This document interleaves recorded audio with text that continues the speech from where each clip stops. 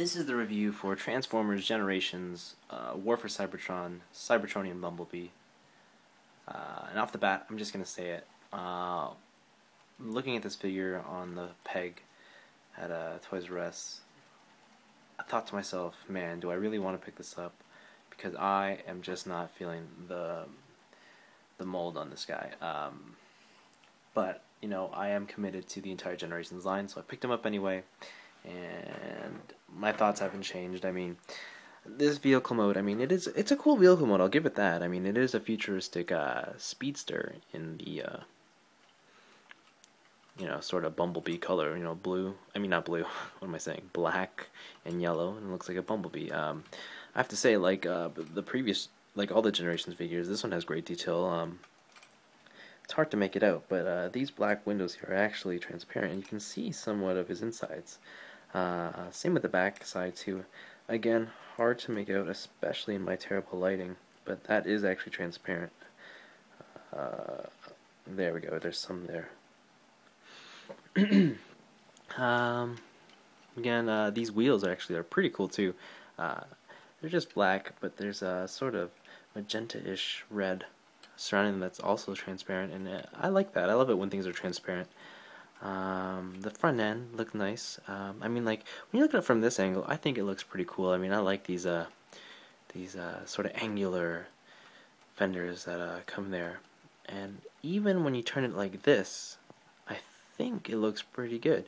It's only when you see it for what it really is, like that, and you realize, man, it looks like a turtle or something. I mean, I like how it's super sleek. I just wish it didn't come up so high. I wish it was more just sleeker.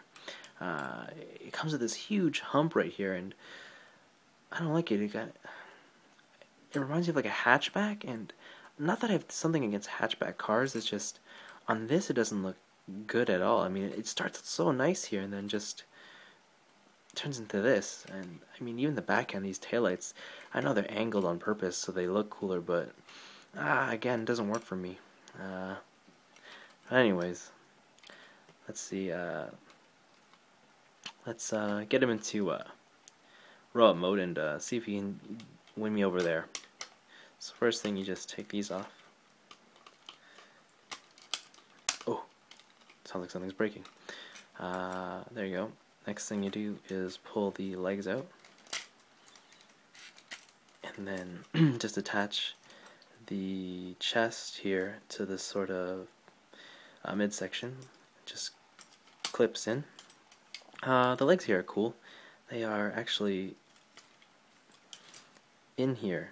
So what you have to do is straighten them out and then pull, and they slide out, and this wheel should fall down. There you go. And this entire guard, this ankle guard, turns all the way around along with the foot and connects. So we'll do the other side.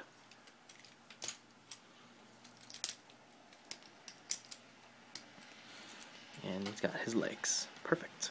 Something I'll show you here is, right here is where he keeps his... Oh, this lighting's terrible. His gun is right here. You just can pull that out. I'll talk about that later. Okay. So, next step, I will just adjust this camera. Okay, so from here on, what you can do now is just sort of break that off, just like that. Pull the arms down on both sides, and kind of just, when this comes up like that, just pull these out forward, and then the head will pop up. On my figure, I have some terrible clearance issues with that head. I don't know if it's just supposed to be like that, but even during transformation from robot to car, I found that this figure has amazing just clearance problems. Everything is super like precise, and if you get one thing wrong, it just doesn't work. Anyways, there you have it in his robot mode. Cybertronian Bumblebee. again, when I first transformed him, I still didn't like him, mostly due to the fact that he had this sort of Ninja Turtles backpack going on, and it really wasn't for me, and I don't know. But time went on, and the more I looked at him, the more and more I thought, man, he's actually a pretty cool looking figure. He's not very bulky. He's, if you tell, his limbs, his arms and legs are very skinny, and he doesn't look very imposing. He looks though like he's fast, and I guess that's what he's supposed to represent, right? The messenger from the game. That's what he was known for, and just to be fast.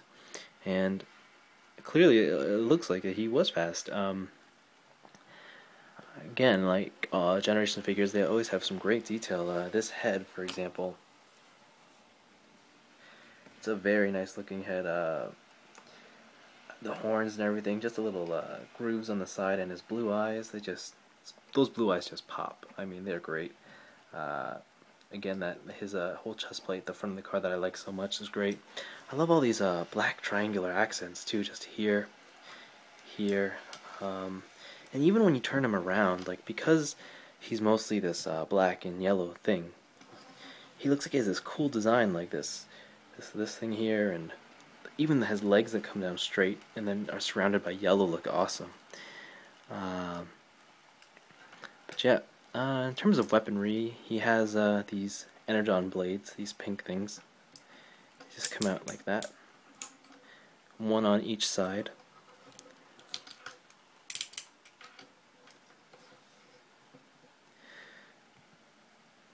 Yeah, you know what? The idea of the energon blades are cool, but on this figure, I don't think it works, just because his forearm is so huge here with this wheel that it really just takes away from the size of this blade. I mean, I know it's probably supposed to be some sort of like stealth dagger or something, but it just looks more like a butter knife to me because his arm is so huge compared to it. I think it would have helped if it was maybe just not necessarily longer, but just thicker. But I don't know. It's okay. His weapon is this gun, and for this gun, I have to say, I think it is just the worst gun out there. It's super tiny.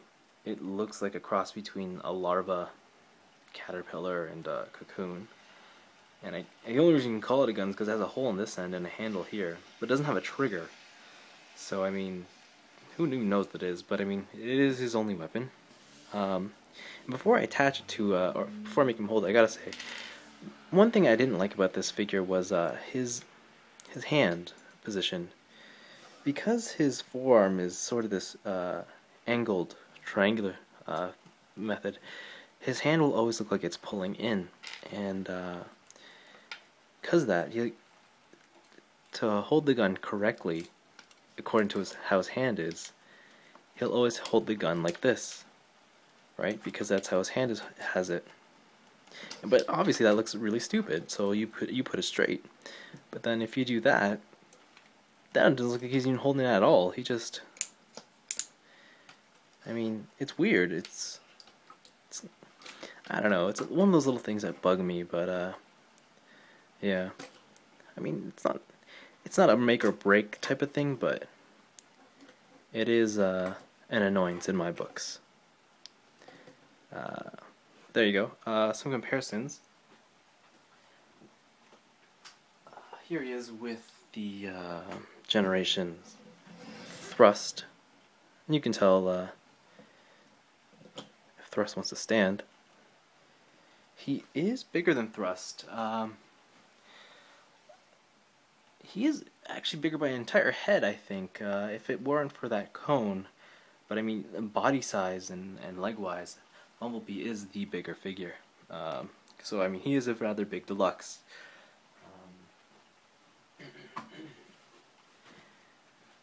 Other things to say, I mean, like, again, I have to say over time, I mean, he did win me over. I mean, sure, I've mentioned so many problems, but again, when I just look at him, I think, man, he is a pretty cool figure. Articulation-wise, he's pretty much got everything. I mean, everything's on a ball joint. Here, he's got the waist movement. But it is kind of limited by his backpack, but that's okay. That's okay. You know, the knee, movement and the biceps, not the bicep, the thigh swivel. But he's got the bicep swivel too, and you know, the arm joint there and the rotating wrists. I mean, articulation's awesome with the head and everything, goes all the way around. So I mean, yeah, great figure all around. I definitely recommend you guys pick this one up, especially if you're a fan of the video game War for Cybertron. Again, he's not quite as awesome as Optimus, but I mean, he definitely holds his own, and he's yellow. I mean, how many robots out there are yellow? I mean, he's a very bright and vibrant color, and adds at a certain amount of diversity to your collection. So there you have it, War for Cybertron Bumblebee. Thanks for watching.